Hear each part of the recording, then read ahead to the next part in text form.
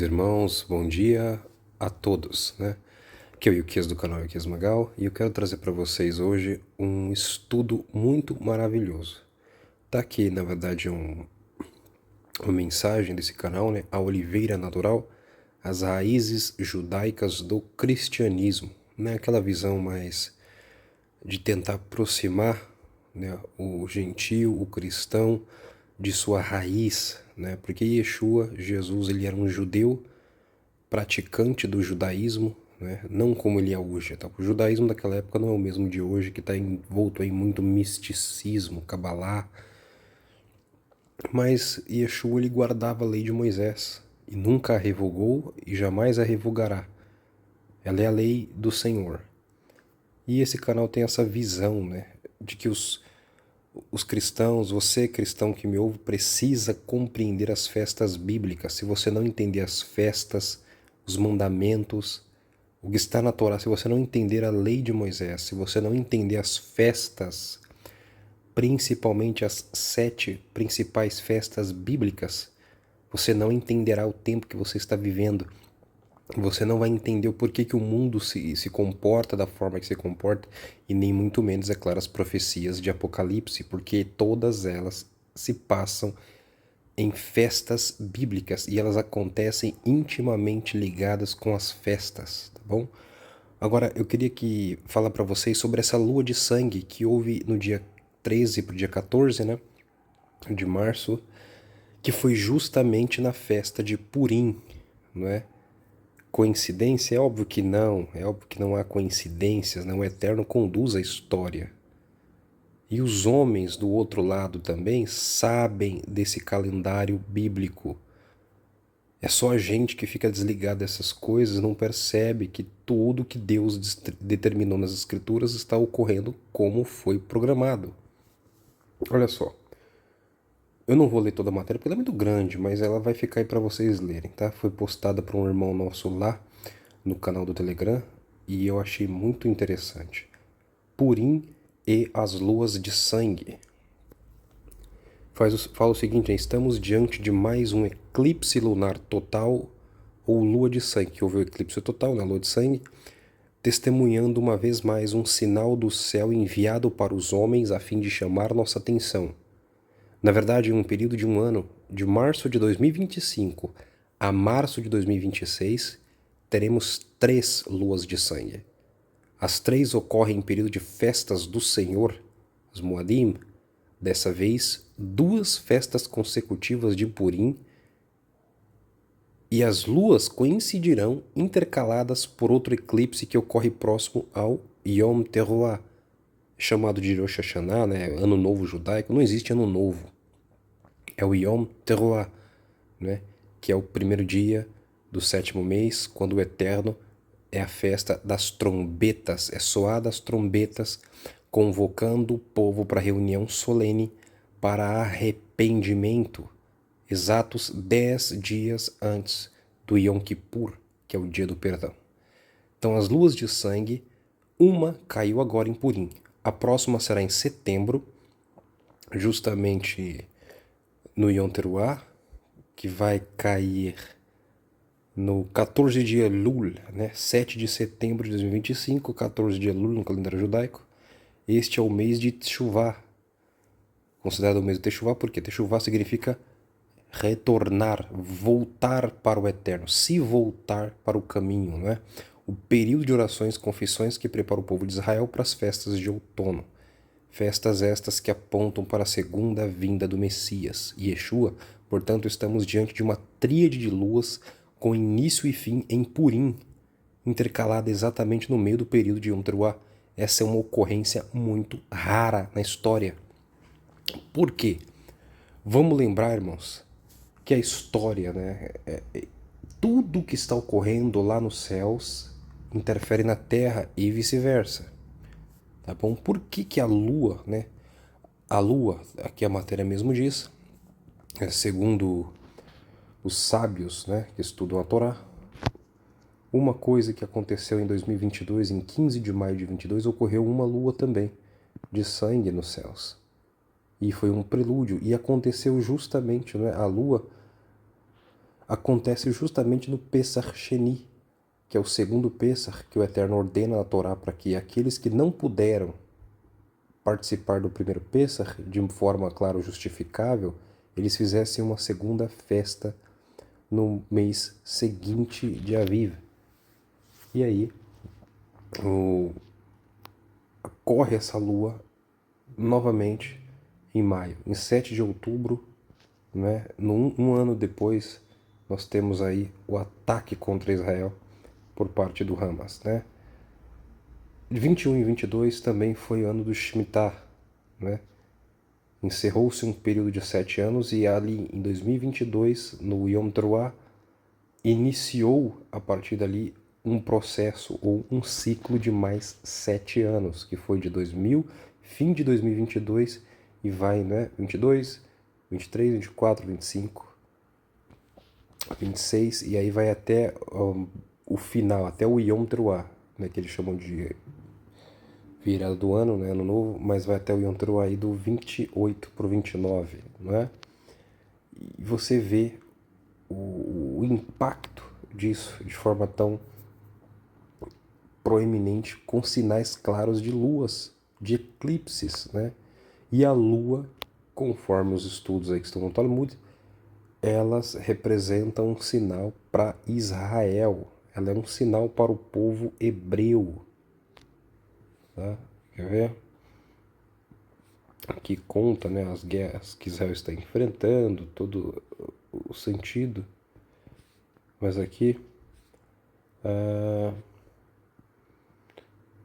não parece por acaso, né, que essa tríade comece e termine justamente em Purim, em um tempo que Israel trava uma das maiores batalhas de sua história. Mas não só isso, né?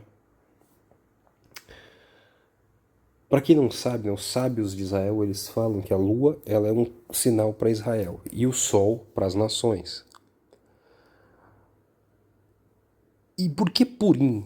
Né? Por que acontece em Purim e também vai acontecer outra também em Purim do ano que vem? Porque em Purim foi exatamente o evento que o maligno Haman, né, o braço direito, conselheiro do rei Assuero da Pérsia, do Império Persa, ele astutamente, por ódio e inveja de Mordecai, o primo da rainha Esther, Hadassa, né, seu nome original, Mordecai ele se recusa a reverenciar ou prestar um culto, uma adoração ao Haman. E então Haman, com ódio, soube, né, que Mordecai, ele sabia que ele era um judeu, a sua raiva, a sua ira, né, contra Mordecai se tornou tanta que ele,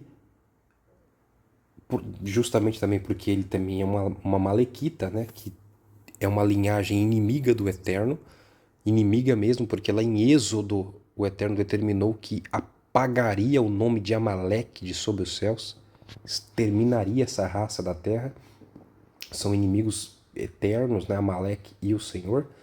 E a mãe então vai e convence o rei a fazer um decreto, convencendo o rei a exterminar todo o povo judeu, porque ele não considera o rei, né, ele não, por desrespeito e tudo mais. E então o rei assina o seu decreto, sela com o seu selo, e na Pérsia, o costume dos persas, um rei não pode voltar atrás em sua palavra. Ainda bem que o nosso Deus não é assim, né? O nosso Deus, ele volta assim atrás na sua palavra. Imagina se Deus nunca voltasse atrás, né, irmãos? Quem iria suportar? Quem iria ser salvo? Não é? A honra de um rei não está em não voltar atrás, né? Mas em quão misericordioso ele é com seu povo. E ser misericordioso significa que você tem que voltar atrás na sua palavra. E aí, passado, né, todo esse tempo, Mordecai explica, o Eterno levanta a Esther, né, naquele evento, coloca ela no trono, seu nome é mudado, não de Hadassa, a hebreia, mas para Esther, não é? E o livro de Esther, ele é cheio disso, Os personagens ali são ocultos. O nome do Eterno não aparece em nenhum momento da Bíblia. Isso não significa que o Eterno não está ali, não está atuando. Ele está atuando, mas em oculto. Assim como a rainha Esther, ela não é Esther. Essa não é o seu nome. Ela é Hadassa. Mas a verdadeira, ela está oculta. E isso é a prova, né, de que muitas vezes, por mais que algo não esteja explícito, algo não esteja à mostra na nossa face, claro, o Senhor está no oculto trabalhando. Né? Por baixo dos detalhes, por baixo das roupas, por baixo das regras, por baixo de todo o glamour, a glória, aquilo que se pode ver, há uma ação oculta ocorrendo, conduzindo a história. E Deus ali de forma soberana, usando uma mulher que a Pérsia não conhece de fato seu nome, sua origem, sua tradição, nem o rei a conhecia profundamente. O Senhor levantou uma mulher, lhe deu um nome, né, de forma sábia, muito sábia, ela escolheu um outro nome, se incorporou à cultura dos persas, mas não abandonou sua origem, né? Porque ela é uma hebreia. E ali ela foi usada para salvar. Ela então conta o caso ao rei, e o rei, que não pode voltar na sua palavra, o que eles fizeram? Ele assinou um decreto também, que os persas dessem armas, espadas para os judeus e que os judeus levantassem e lutassem por suas vidas em todas as províncias do Império Persa.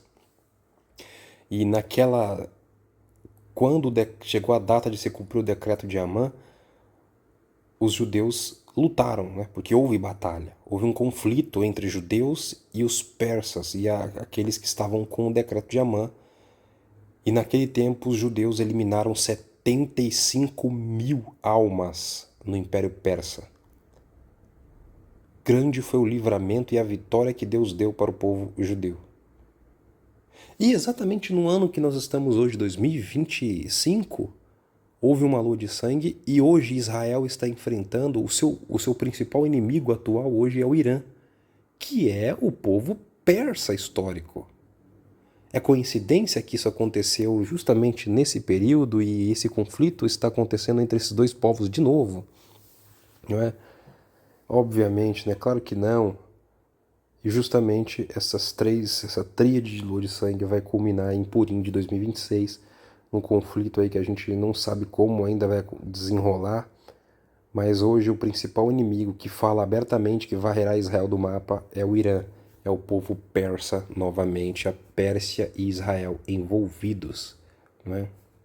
E para aqueles que acham que é brincadeira, né, que não tem nada a ver as profecias, não está falando desse Israel, esse Israel que está aí, ele cumprirá a profecia que está escrito pelos profetas, pelo Messias, pelos apóstolos, porque é isso, nós temos que olhar para isso, porque é isso que vai trazer o resultado, né?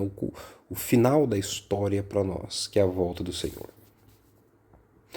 Mostra claramente, lá em Gênesis 1,14, o Senhor diz que a lua, o sol e as estrelas servirão de marcadores, né, para os tempos, estações e épocas.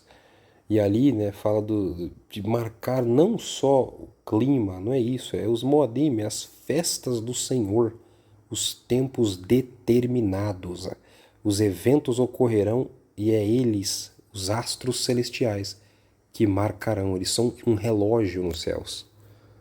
O sol e a lua são como o ponteiro da hora e do minuto, e as estrelas são ali as constelações, são as horas onde esses astros passarem, marcando um tempo e uma era que se inicia. E muita gente não entendeu isso, né? O zodíaco é bíblico, o horóscopo é que é uma besteira. Mas o zodíaco foi o Eterno que criou e ele funciona assim. A princípio, né, não são os 12, as casas do zodíaco não são dos gregos, são as 12 tribos de Israel. A gente precisa entender isso, né?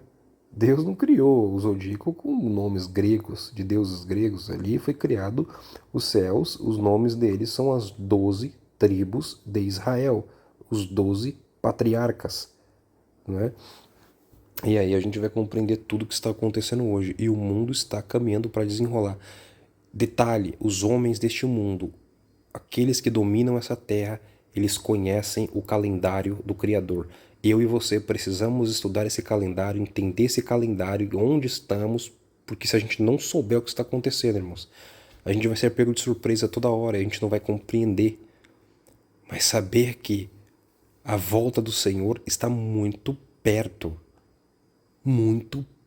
mesmo. E lua de sangue simboliza juízo que virá para Israel, e não só para Israel, eu digo mais, porque hoje o Israel verdadeiro do Eterno está espalhado no mundo inteiro, as 12 tribos estão espalhadas pelo mundo, e o sinal é para todos nós que estamos na Galut, que estamos no exílio, nós estamos num exílio. Quando Yeshua retornar, ele vai reunir as 12 tribos junto com aqueles gentios que se converteram ao Senhor por meio dele, do seu ato, de todos os 4 cantos da terra. E nós iremos nos encontrar com ele, estaremos com ele para sempre, e iremos para a nova terra. Aquela descrita lá em Apocalipse 21. Mas para isso haverá, as nações estão se movendo para o culminar da última batalha que ocorrerá. E você precisa despertar para isso. Não só você, eu, todos nós. Tá? Os sinais estão claros. Deus abençoe a todos. Até o próximo vídeo, se Deus permitir.